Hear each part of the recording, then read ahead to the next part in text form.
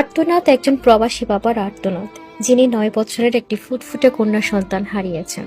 এটি হাজারো প্রবাসী বাবার আর্তনাদ, যারা মাথার ঘাম পায়ে ফেলে মাইলের পর মাইল দূরে থাকে শুধুমাত্র পরিবার আর সন্তানদের মানুষ করতে। সন্তানদের ছুঁয়ে একটু আদর করার সময় বা সুযোগ তাদের থাকে না, তবুও ফোন বা ভিডিও কলে যতটুকু সম্ভব আদরটুকু ছুঁয়ে দেন। তেমনি এক আদরের সন্তান ছিলেন ময়না, বয়স মাত্র 9 বছর। মাত্র 2 দিন আগে ভিডিও কলে বাবার সাথে কথা বলেছিলেন ময়না।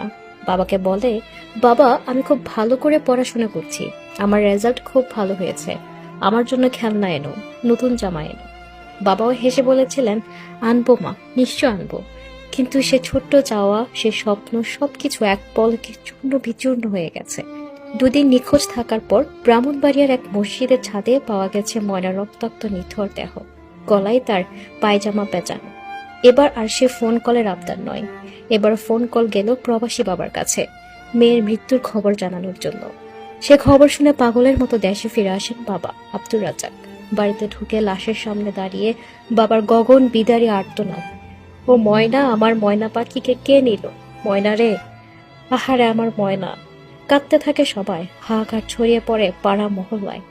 এ কান্না শুধু এক বাবার নয়, এটি সব প্রবাসী বাবার কান্না, যারা সন্তানের পাশে থাকতে পারে না। সন্তান বড় হয়ে যায় ফোনের পর্দায় দেখা আর কথা বলে।